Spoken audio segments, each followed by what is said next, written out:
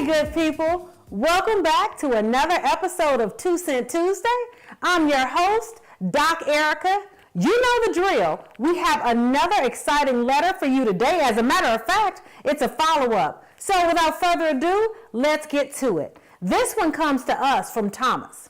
Thomas says, Dear Doc, my mom wrote you a couple of weeks ago about a problem that is going on in our family.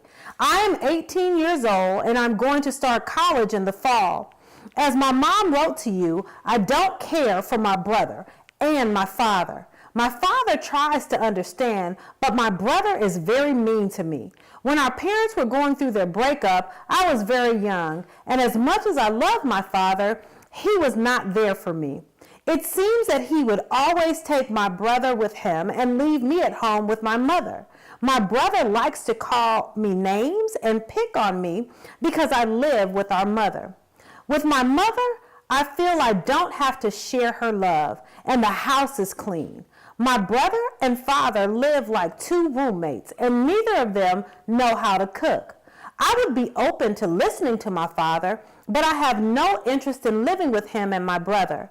My father is going to help pay for my college, and my brother had a chance to go, but he partied too much, and he has a lot to say about me going to school. Doc, at this point, I want my brother to just leave me alone. Please help. Thomas. Well, all right, Thomas, thank you so much for following up on your mother's letter. Now, here's my 2 cents. First, I want to congratulate you on your accomplishment.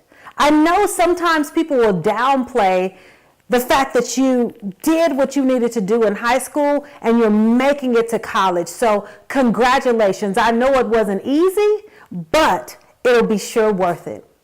Secondly, I just have to say I am so saddened to hear that you and your brother are put in the middle of your parents' conflict. Children should never be in the middle of their parents' breakup. And as I said when your mother wrote in a couple of weeks ago, that's not a place for you and your brother, and I'm really saddened to hear that you both have been put in that position. But I'm glad that you did what you needed to do for yourself and you're moving on. Now, here's my 2 cents about your relationship with your brother.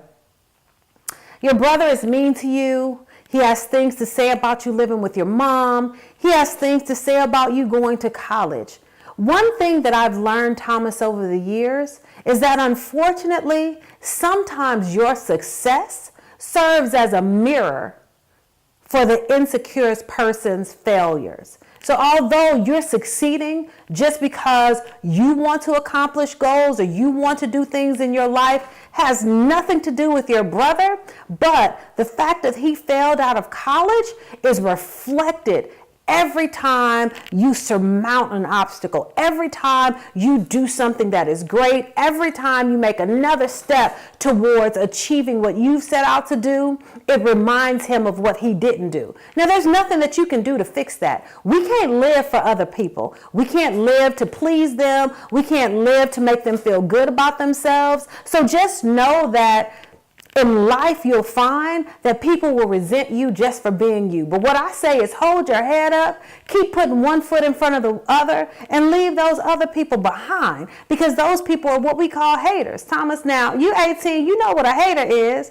Now, there's somebody that I love to listen to on Instagram named Lonnie B, and one of the things that he always says is let your haters be your motivators. So every time that someone, if it's your brother, a friend, a wannabe friend, a backstabber, says something about you, just know they wouldn't be talking about you if you weren't doing things that were good. If you weren't accomplishing nothing, if they didn't see you as a threat, they wouldn't say anything about you. So let your haters be your motivators. Rack them up as you go along and leave them in the dust as you continue to move forward. So don't let what your brother says stick in your soul, because it's not about you. It's about him. Never be discouraged. Keep walking. Keep moving forward.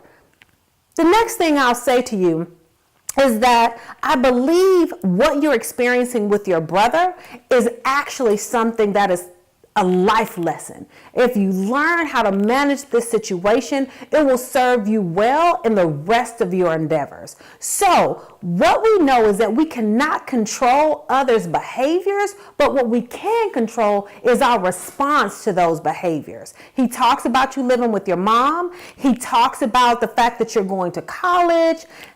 Other things that he's saying negatively about you. You can't stop him from doing what he's doing, but what you can do is say, I'm going to let it roll off my back and I'm not going to get sucked into that negativity. So control how you respond.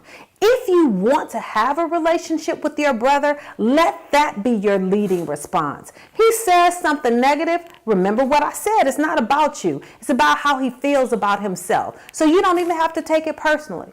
When he says something negatively, you could say, you know what? I'm not going to let you talk down to me or negatively about me. I want to have a relationship with you as my brother, and I'm open and ready and willing to do that when you're willing to treat me with respect. I'll always be here for you, but I can't allow you to put me down. That can be your response, and you can walk away. So you can keep that door open. When he's ready to get his act together and work through whatever feelings he has, he'll know that you'll be there for him. And it'll put you in a position where you won't have anything to apologize for when he comes back to you. When you say something crazy back to him or negative or criticizing, when you guys do get back together and try to reconcile your relationship, then you'll have to surmount those negative things. So don't even put that in the atmosphere. Tell him you love him, set your boundary, and let him go about his way and be there when he comes to you because he's going to need you. You two are brothers. He's going to need you. You're going to need him. So can't control him and how he behaves, but you can control your response. I'm going to leave it right there, Thomas. I wish you all the best. I just had a son who finished his first year of college, and it's an exciting time. It's a scary time. It's a beautiful time. It's a horrific time, and I wish you all the best. Thank you so much for writing in. That's just my 2 cents.